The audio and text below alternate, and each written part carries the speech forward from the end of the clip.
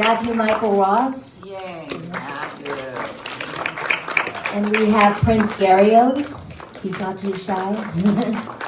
And Ellen Gerstein.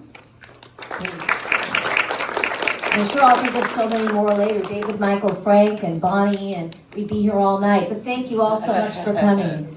Really, I mean, this is a big night because the film is not only premiering, but it's going to be playing 3 times daily for an awards qualifying run. Yay. And 3 times daily here at the Laemmle Royal. So please tell all your friends and make sure everybody knows that this movie is playing. They'll have a chance to see it, and we need to bring as many people as possible out to see this. Now, coming up first is a gentleman who, well, he really needs no introduction, and he's worked with Nat Geo, and he's a producer, and he has a huge background, Ettore Bota. We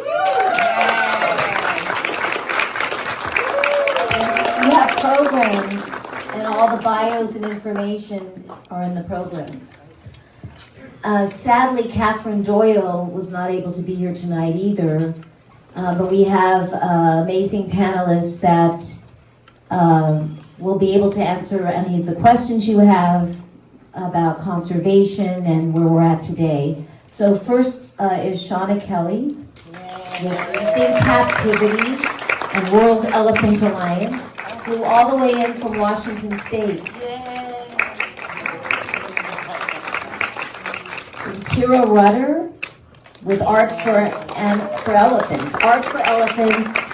She's a major advocate, a wildlife advocate, and friend of PAWS. Thank you so much for being here. And last but not least, Georgia Umano, host committee, Elephant Matriarch Project, author, and she's going to talk about what she's working on. And we also have Eric Green with Family Spirals. I don't know if Eric wants to join the panel, but we definitely would love to hear from him during the Q&A. So Eric, if you feel inclined, we're missing a chair, but you can certainly raise your hand or come down here. We'll give you a mic. So first of all, I want to know, you haven't seen Walking Thunder since you were 13, correct? And you're 19 now. So what was it like? Really, what was it like growing up? I mean, it's reflected in the film. I see it, and I find little aspects of myself that I might not have uncovered before. I speak to parts of it on the film. Kind of the friction between, going out into the wilderness and interviewing Kikuyu elders, the Walinguru, the Damara, the Himba, and then going home and trying to figure out how to relate to the kids who just want to play Minecraft with you. It's an ongoing struggle, but it's one I'm blessed for. I'm very grateful.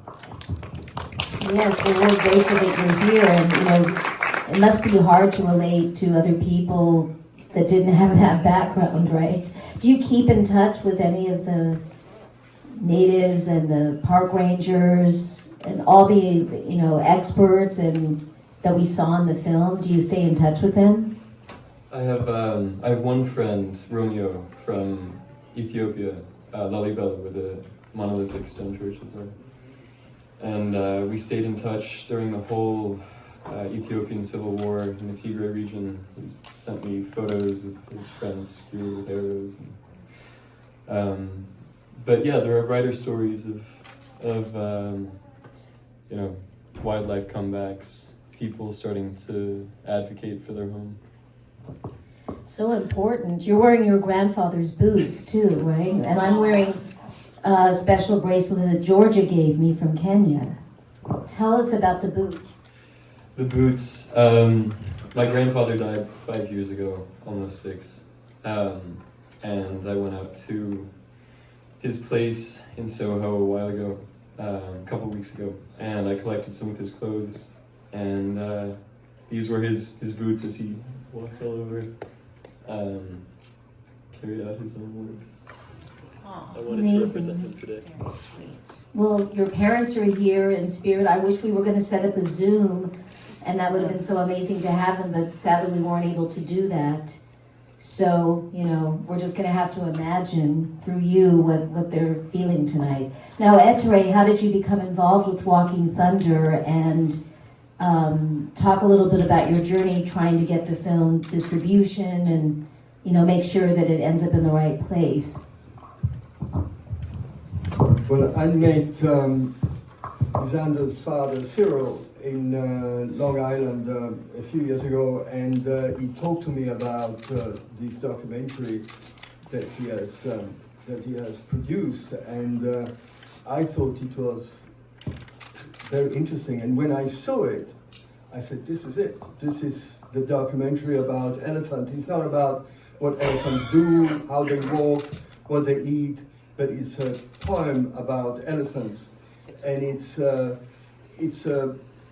relationship between human beings, not only Africans and elephants, but the whole of us. It's a relationship that we all have with wildlife, especially, and with elephants. And it's also, I saw that it was a relationship between childhood and elephants. And if we miss elephants and wildlife, then we will not have childhoods anymore. And we will not be able to talk to our kids or our grandchildren about the bears and the elephants and the lions and the polar bears and the butterflies, because if they are not there anymore, we can't say, well, once upon a time, this, what you are holding, my dear child, used to roaming around the earth, but it's not anymore. And we don't want that. And so I thought that the documentary, Walking Thunder, was depicting that situation and making sure that this will not happen, that we will continue to have this relationship with wildlife and elephants, and not only in imagination, but in reality.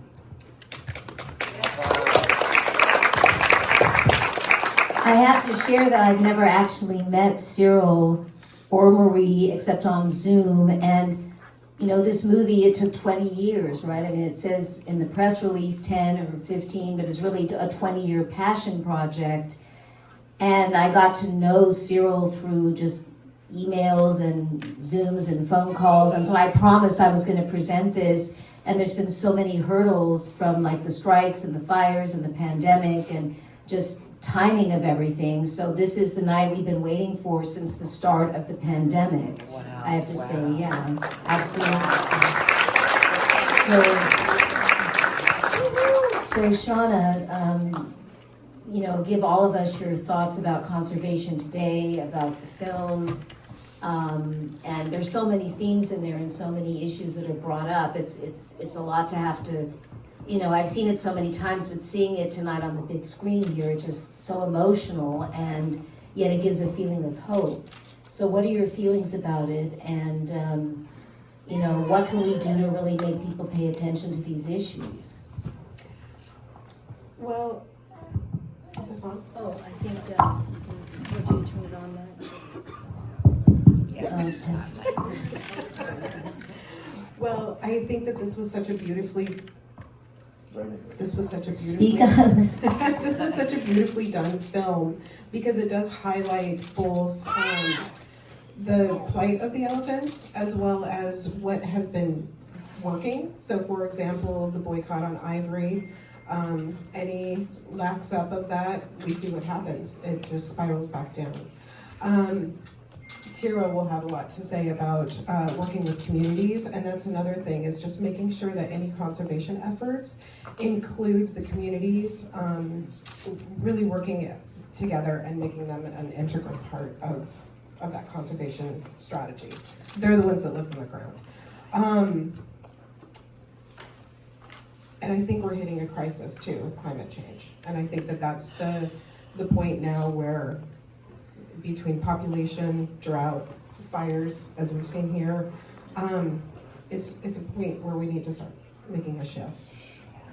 And children, like Lysandra in the film, and also a child that's here tonight, I mean, they are the voice of the future, and it's very effective when not just young people or teenagers, but children speak up, just like in the film. So that's something we really need to get out there. And I think with a lot of the protests now, there's not enough young faces. I believe in it being universal, but I think adults will listen more if children are telling them what they feel. Absolutely. Thank you. Is this a good time to mention I own a safari tour company? Oh, wow. Great. Yeah, and we go to a lot of those places. A lot of people don't realize with the global crisis, we all agree that that these animals have to be protected. But I think there's a lot of spinning of wheels about what actually works. If you want to stop poaching and you want to stop and save these iconic species, you have to look at global poverty, which is a huge problem. I live in Kenya about a third of the year, and human-wildlife conflict is enormous and exacerbated by climate change, human population growth, and things that happen in the US government, in our government, have direct lasting consequences in Africa and Asia and all over the world. For example, pulling out US aid from, without getting too political, because this is about that, but there is a direct connection between the actions of all governments now. We're a global economy. So 40,000 people lost their jobs in Kenya when US aid pulled out. That's ancillary jobs. People in poverty are driven to take steps that everyone can love elephants, but if you've got 5 kids and mouths to feed, what are you gonna do? So I think that there's a lot of, it's a whole systemic thing. Another thing is, Kenya has been pretty good at this, but we have to look at foreign investors. It's very hard to get someone appropriately punished by the government if their government is sending a lot of money to invest in that country, excuse me. So for example, if you bust a big ivory trader from Europe or Asia, but Asia has just given $10 million to your government to build an airport, are they going to really ride that person hard? No, they're not. So there's a lot of things that you guys can do on the systemic level in your own country to help these iconic species. It seems like we're all in this bubble, but we're not. We're all interconnected, and this film showed that so beautifully. The interconnection between species, between this wonderful boy who really hasn't changed all that much, but got a lot taller. And but if you guys get out and vote in the local elections, get out and speak, be a voice for animals with how you shop and how you eat and how you spend your entertainment money, and never stop advocating through things you can do on the local level. So, sorry, I could talk all day. Georgia, thank you. First of all, thank you so much for this film. Yay. Oh, it was amazing. It was truly amazing, and I am a huge elephant lover, and I watch everything elephant. And this is the best. It is. It's the best. And I hope it wins the Academy Award and gets known more universally by many, many, many people. Yay. That's what we're aiming for. I've been lucky to spend a lot of time in Kenya. I was there 6 times as a journalist, and I was also lived there for 2 years, and I worked there. I went there to help elephants. I love elephants. What can I do for an elephant?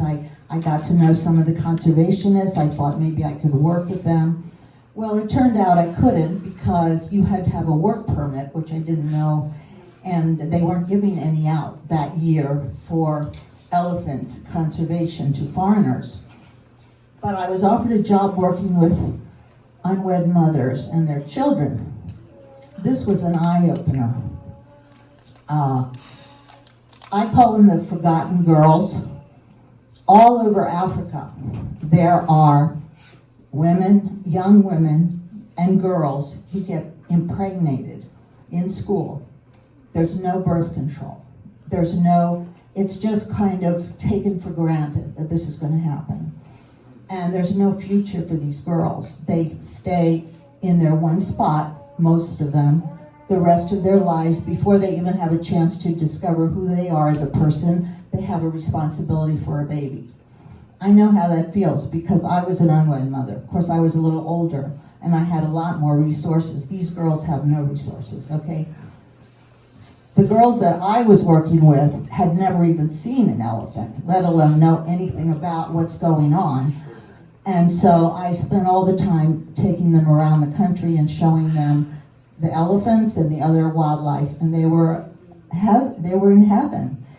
And then I realized, I told them about how the mother elephant is the matriarch, and she takes care of the others and they respect her.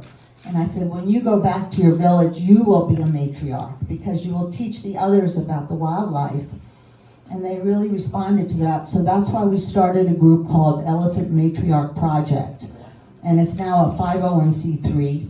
We're in our second year of fundraising. I'm not a great fundraiser, not my forte, but I'm hoping soon to meet some other fundraisers who will help. But we have made enough money to start our project on a pilot scale. We are going to be educating young unwed mothers to finish their education and become elephant protectors. And that's the goal. We're elephant ambassadors, right? I mean, they're protectors and ambassadors, just like was said in the film. Right. And that's fantastic. George is also an author, and I hosted 2 book signings for her Terriers in the Jungle, and we're trying to, make a film out of it, or she is, and she's written a screenplay. It's just amazing that you're here tonight and able to share about what you're working on still. Oh, thank you so much. Yes, I love elephants. That's my life. I mean, I found this is what I'm supposed to do after I've done many other things before, but this is it, Can I just say one more thing? We have fundraisers, and they're usually a lot of fun. We have parties and different things to raise money for this charity. And I have a couple of volunteers here who have clipboards, and they've offered to be able to walk around maybe now and see if anybody here, I know, and a lot of my friends are here, but anybody else who's just learning about this, if you want to become involved with it, or even just come to one of the parties as a fundraiser, you pay to get in, we accept the money, and that goes toward the charity. Please sign up, and we'll be in touch with you. We're developing a large mailing list. Thank you. Yes, and besides elephants, there's other wildlife featured in the film, like the rhinos. And do you have anyone wants to talk about other wildlife and what we need to do to protect them? I mean, the focus is on elephants, but we can't leave any other species out, or endangered species. Sorry. It is a systemic thing. Elephants are a keystone species, as you probably know. Many subspecies are under them. They when they pull down a tree, they poop out the seeds, and they walk around and they regenerate the forests. So that is super critical to all wildlife. But where climate change comes in is the population of Africa has grown so much, and lions and things like that, they run afoul. Human-wildlife conflict is a huge problem, particularly in East Africa as the climate changes. You have an advanced human population that's competing for the same small, dwindling amount of water and grass. And that's where tribal people will kill elephants or kill lions, particularly lions. Lions run afoul of local populations all the time. And this film did an excellent job of illustrating the life of the Maasai.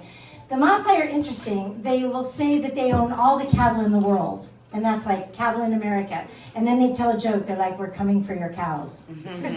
So they, if an elephant or if a lion or a leopard goes in and kills a goat or a cow, then they will kill that lion in retribution. The Kenyan government has come up with, there's an organization called Big Life, which they can file a claim and get financial reimbursement, but that's a very small project. We need more things like that, because killing goats, killing cows, if the big cats do that, of course they're gonna fight back. Unfortunately, they don't have the resources.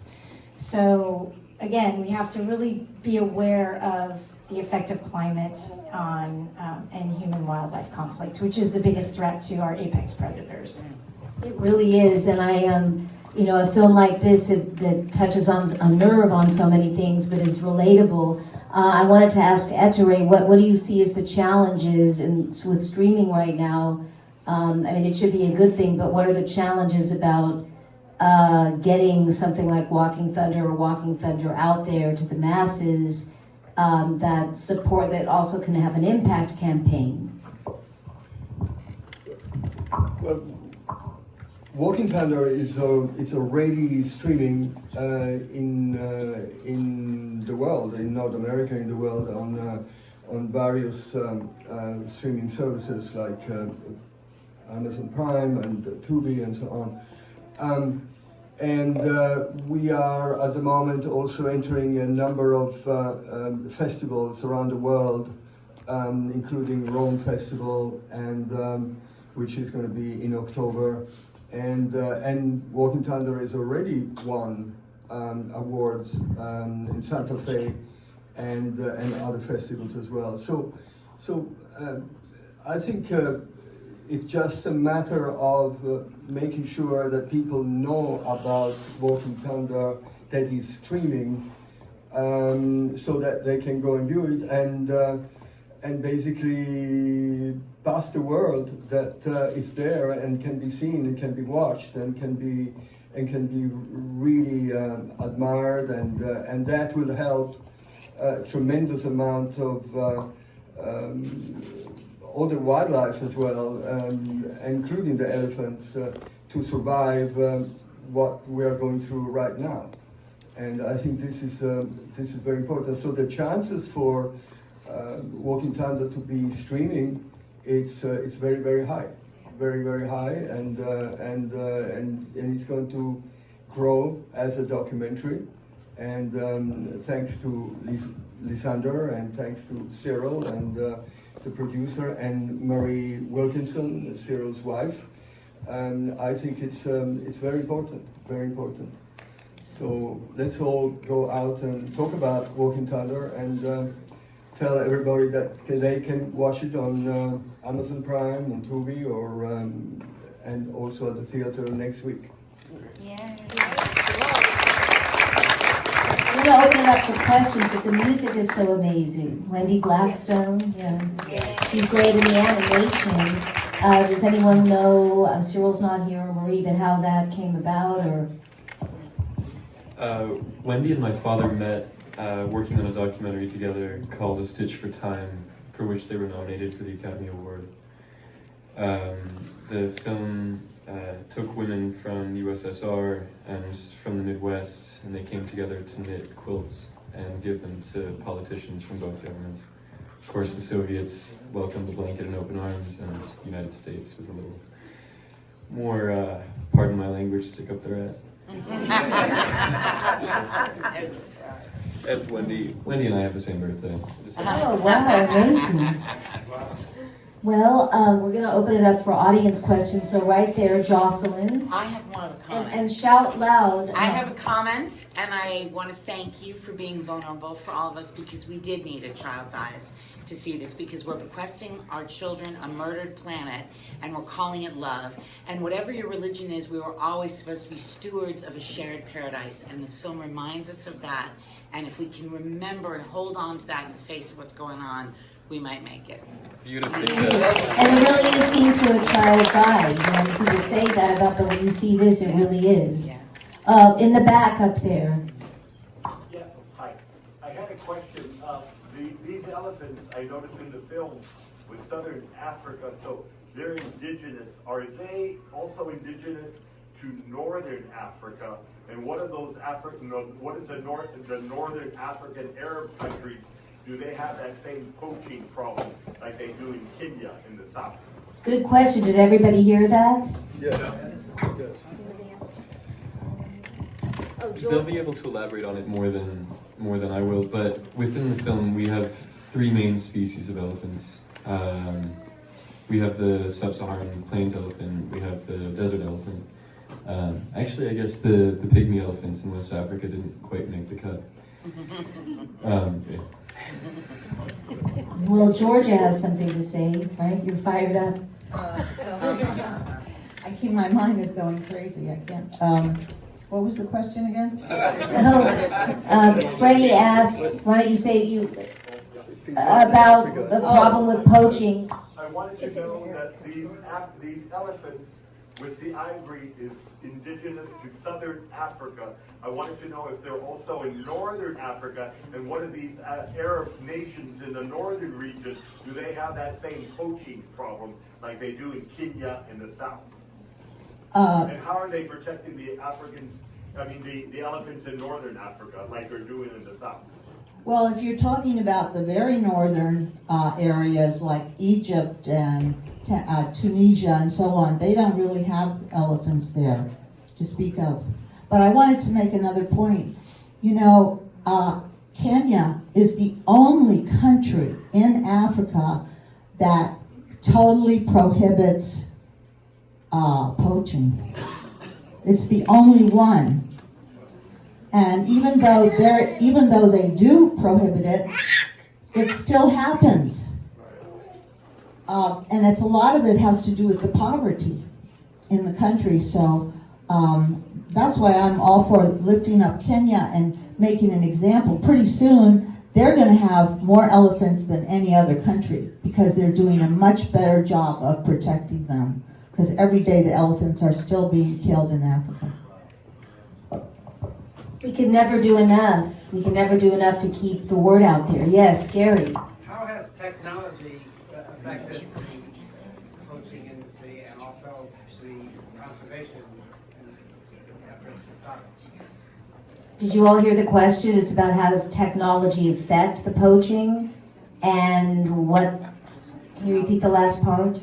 And how has technology affected the efforts to stop poaching and conservation? How has technology affected the efforts to stop poaching and help with conservation? I can take this one a little bit. There, we've got it. So the aerial flights have helped. They've also done DNA mapping, so they can now track back where ivory is coming from. So if they found poached and are able to get that, then they'll do DNA mapping, can figure out where it's coming from, and hopefully find those poachers. The other thing, going back to Kenya, and I'll give this to Tira for the rest, but going back to Kenya is they have done such an amazing job fighting this through all the systems. So now the police are involved with the rangers, and the rangers are involved with the government. And so they're fighting this on so many different levels that no other country is doing. That's why it's been so successful. Yes. Right there. And education. And education. Kenya does a lot. When I started going there 30 years ago, you didn't see actual Kenyan citizens in the national parks, but now you see all the kids going to the parks and school groups, and it's really cool. Technology is a double-edged sword.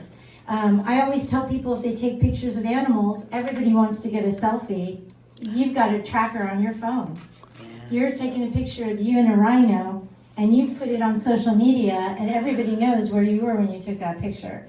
So, you know, in terms of, the problem is that poachers are extremely sophisticated. We're talking, they're up there with arms dealers, human traffickers, and drug traffickers, and they're armed and equipped in that same way. They have night vision cameras. They have big money laundering operations. Animals and body parts are the 4th most trafficked illicit substance in the world. The number 1 is people, the 2nd is arms, the 3rd is drugs, and the 4th is wild animal parts.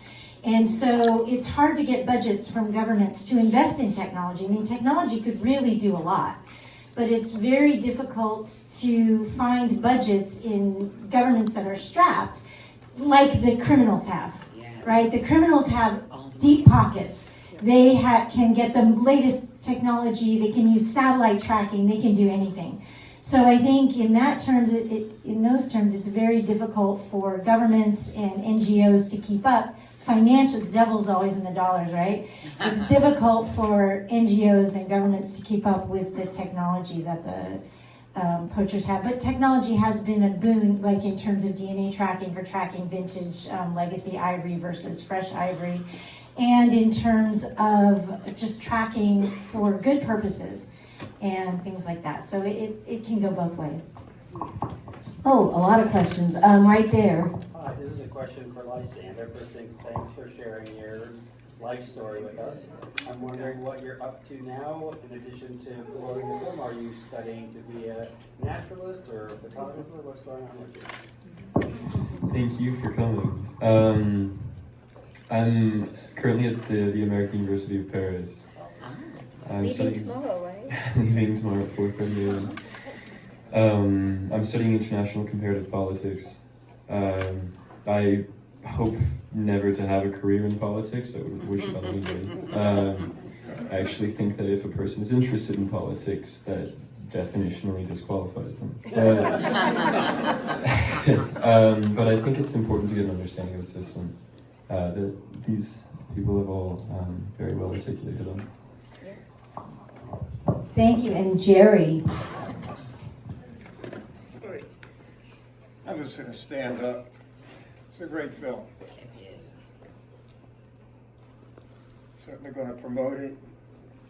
Thank the Royal Theatre, the Laemmle, particularly you, Kat, for all the films that you're showing, and my friend Georgia. Thank you. You got to get this children's book called Terriers in the Jungle. Yes. George's book. It's Yes. amazing. I won't go, but I just want to make one comment, but I want to ask, like, what's happening here? What's the deal with the circuses or things like that, and how do we stimulate people's consciousness? And the other thing I just have to say, you talk about politics, it's only a word. I'm on the Urban Forest Task Force here about the trees, and I learned a lot today and how the elephants help the trees. It's beautiful. Politics is just a word, but we have to do things. We have to vote. We have to be concerned. It always kind of drove me nuts to see that the Republican Party has the elephant. What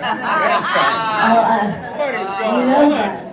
Trump's son is killing the elephants, the lions, and we need to speak out. So I just felt bad about that, and I had to put it out there. Thank you. And Jerry brought up something, we're all pissed off about. Well, most of us in this room have been fighting for Free Billy, the Free Billy campaign, and then Free Billy and Tina, and we all know, the controversy that keeps me up at night, angry and thinking I can't do enough. And we're still trying, and they're peaceful protests, or maybe not so peaceful, but at the LA Zoo every weekend until something is done. So anyone on this side? Well, one, circuses are fortunately, state by state, decreasing the amount of live animals that they're allowing. Right. So let's clap for that. And continue to spread this from state to state. It really is through local legislature. So be political a little bit. Secondly, we have our elephants in zoos. And regardless of their amazing media, they're not happy, they're not comfortable, and it's not enough space for them. So there is a big move towards sanctuary, which is great. We were hoping Billy and Tina could do this, especially Tennessee is an AZA accredited location that is a sanctuary, and they still wouldn't let them go. So the zoos look at their animals as a collection, and that's how they refer to them. So we need to continue to educate, and it's a difficult education because we're fighting against a system that puts out a lot of false information. So continue to educate, look at what zoos do for animals. There's a lot of great research that's coming out to show brain changes in animals in captivity, and that's where we need to share from the research. Yes. Of course, yes. And it is monetarily, you know, why. You can all imagine. Varda. I don't know if this is true, because it's very ironic, but I heard that a lot of zoos now do a lot to advance wildlife preservation. Is that false? It's false. So every zoo claims to have a conservation program, which is true. 3% is the really max in which zoos contribute to conservation. This is the trick. Conservation can also just be building more enclosures. So some programs do fund some wildlife tracking, some research, and other zoos just put the money right back into building more cages. Or having targets for themselves. To elaborate on that, one of the biggest issues that we've faced is the fact that most trophy hunting across sub-Saharan Africa is framed as probably the most effective form of conservation. Their narrative is that the elephant populations are eating themselves into starvation, which on a reduced scale could be seen as true because their ranges are reduced and they're forced out of their normal migratory paths. So what most of the zoos do, in the vein of the irony that you're referring to, is support the trophy hunting. The money goes back to them, and the money comes back indirectly in the form of a new orphan elephant or other species. Oh, that's so sick. Well, we have a lot more questions. Right there. Chip? Beautiful film. I'm really anxious to see it at least get a nomination for an Academy Award, if not win. I think brilliant filmmaking, beautiful storytelling. Your whole family being involved in this is just phenomenal and really, really great. So good luck in Paris and good luck with this film.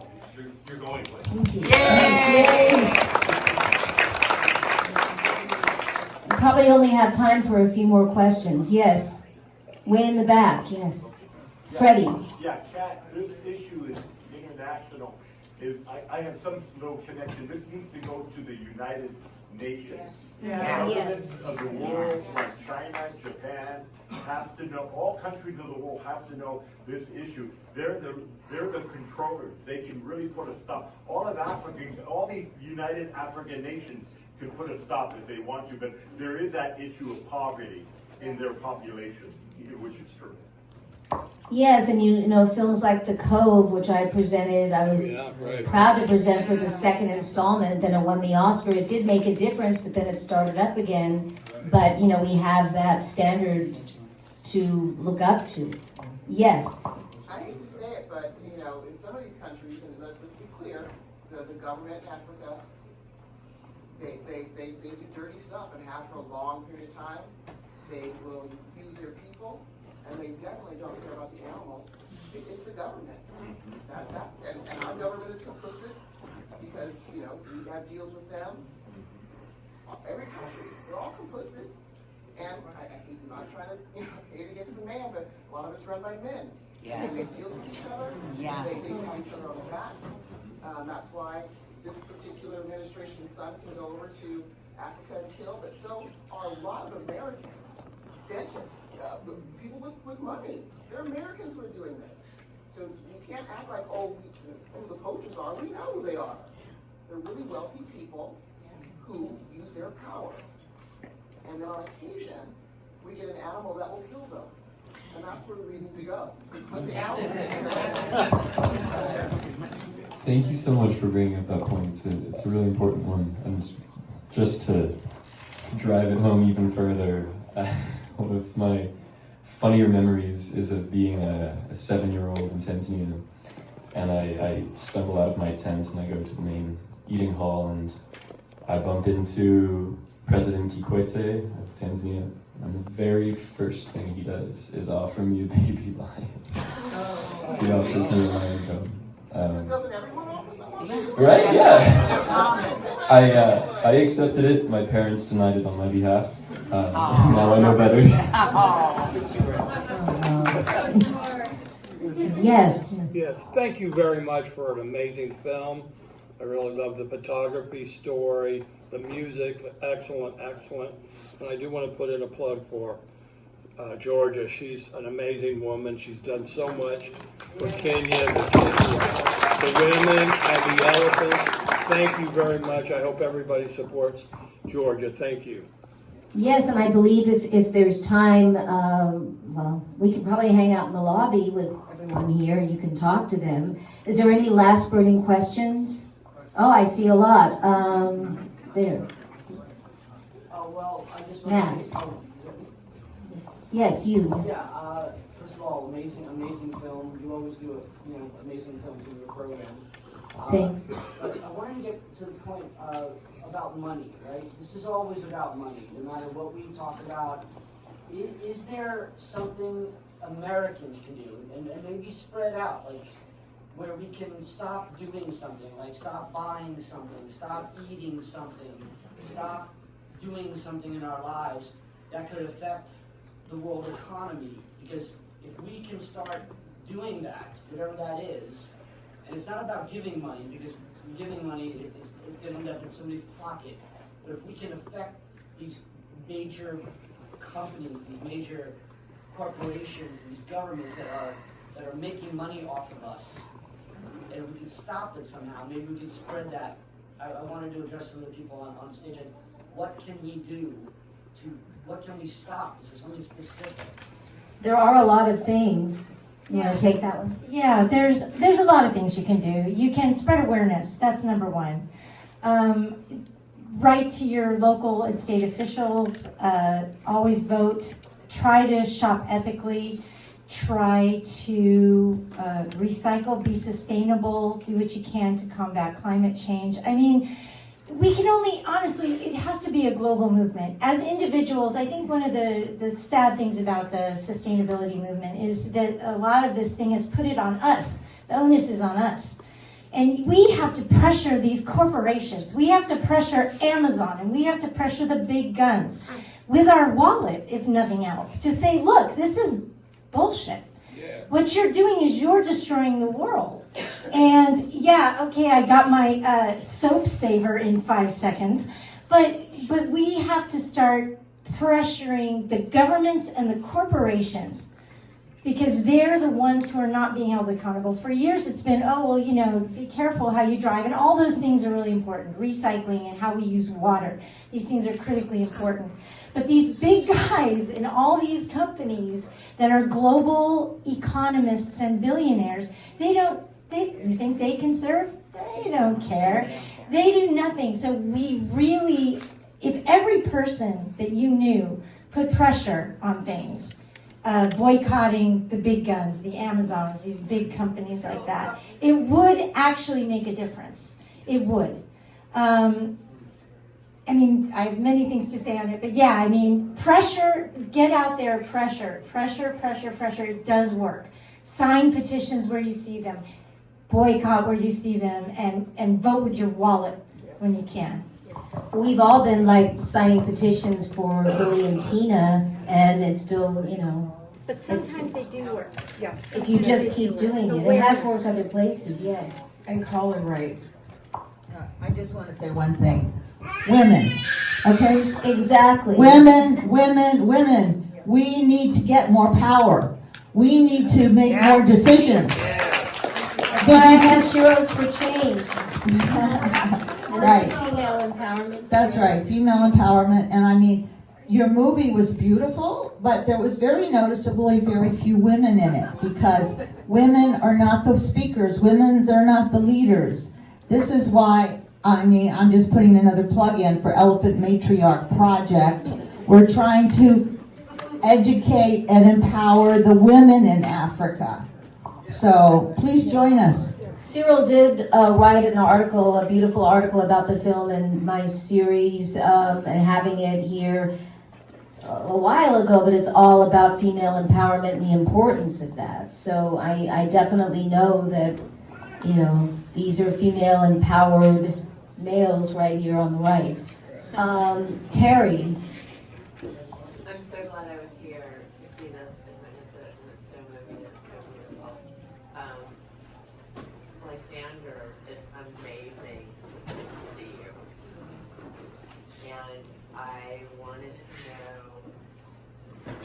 what you learned about yourself and the world through animals. Did you hear those? I did. No, answer, Captain, tell them what you have. Terry asked Lysander what did he learn about himself and the world from the animals and from the wildlife. Thank you. Probably the most profound lesson that I learned would be how governed we are by this arrogant belief that we're separate from the natural world, and how much trouble it brings. I think it exists at the core of the anxiety and depression epidemic. It exists at the core of global violence.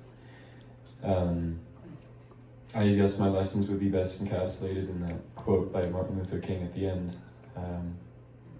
I should memorize it, but it says in general terms that so long as we view the natural world as inferior and believe it permissible to treat animals the way we do, then there's no way for us to make progress with our own kind. The most notorious tactic in any genocide is the act of dehumanization, the lowering of people to the level of animals. And it works because we think it's okay to treat animals that way. And they are like us, and we treat each other that way too. So. Right there. Yeah, I just want to say for Lysander, so years ago, like half a century or something, when my brother, we went on a family trip to Italy, and he came back to 7th grade and started talking about his trip to Rome, right, and everything that he learned. And the teacher just shut up for 2 weeks. And you can do the same because you were in the movie, you lived it, you're that much older now, you're a perfect spokesperson. When it screens, like before, there should be an interview with you. Like first-hand experience, you can't beat that for marketing. And so the more you're involved in publicizing this, I think the farther it's going to go. Good point, yes. Yeah, very good.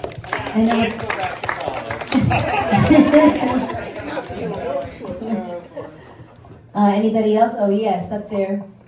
Yeah, just one more, Cap. What's the name of the young man in the blue? I forgot his name. Lysander. Lysander. Oh, Lysander, I love the whole film, but something popped in my mind. Who's protecting the Indian elephant?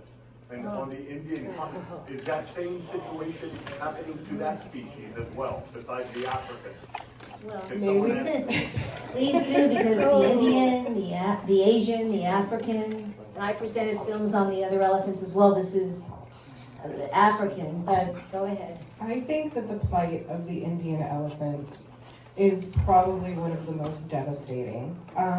The conditions that they are held, the treatment that they receive is just beyond horrific. And climate change and global population increases significantly impacting the Indian elephants as well in India. I mean, there's many other elephants that we can speak about, but between mining and development and increase in population, the Indian elephants have lost their corridors. They're losing their lives due to human conflict, but also getting hit by railways. They're just dying beyond too quickly. So, unfortunately, the government is kind of even moving backwards. They just shipped 4 semi-wild elephants to zoos in Japan. So we need to figure out how to move forward as a global community. And Tira does a lot of trips to other locations, including Nepal, so I'll let her talk about some of those elephants. So the African elephants are endangered, but the Asian elephants are critically endangered. I think there's only 30,000, less than 30,000 left in the world. They do not, only certain males get tusks. So it's not necessarily an ivory poaching thing. Female Asian elephants don't get tusks. They get little things called tushes. But in their case, it's a lot more abuse because they're considered domesticated. So these animals are pulled out of the wild. They're beaten. If you could see what they do to baby elephants to make them able to be ridden, oh my God, it'll keep you awake at night. So tell everybody not to ride elephants if they go to Thailand, okay? Everybody, take a vow. You will never ride an elephant. Don't buy a painting by an elephant. Don't do any of that stuff. So pets, feed, none of that. Or decorated elephants. Decorated elephants. So it's like really, it's a different problem. It's habitat loss. And as Shanna said, it's a population growth, lack of habitat, climate change, but also issues of domestication, captivity, and severe abuse that the Asian elephants suffer the world over. It's a huge problem. It's even worse than the African elephants because typically, if you look at a circus like Ringling Brothers, those are always Asians because they're theoretically more mellow than the Africans. They usually have the Africans in the zoos because they're the biggest land animal. So it's two sort of different, equally horrendous problems. Well, Billy's an Asian elephant, right? Great film. Great film. Well, I think we're finished. We've heard questions outside. And maybe give some audience feedback. When you see a camera, talk into it. Billy and Daniel, you can talk into the camera and get, they can get your feedback. Thank you so much. Have a safe trip home. Yes, I'm one of the co-writers, and it's amazing. what we realize is through this film and working on whale song, when one species dies, it's just a ripple effect. It is, and for humans too. This left me emotional. I watched it at home with my parents and I cried. I cannot cry now because I have a makeup job on, but it's very powerful. Yes. And whale song, we haven't discussed it with anybody yet. Oh, okay. Lucas came in specifically for this. I did. So and every to time you meet see our, it, you notice something different, right? and to meet our LA team. Yes. Yeah. We have a team here in LA, which is Etre and myself, and a team in New Mexico.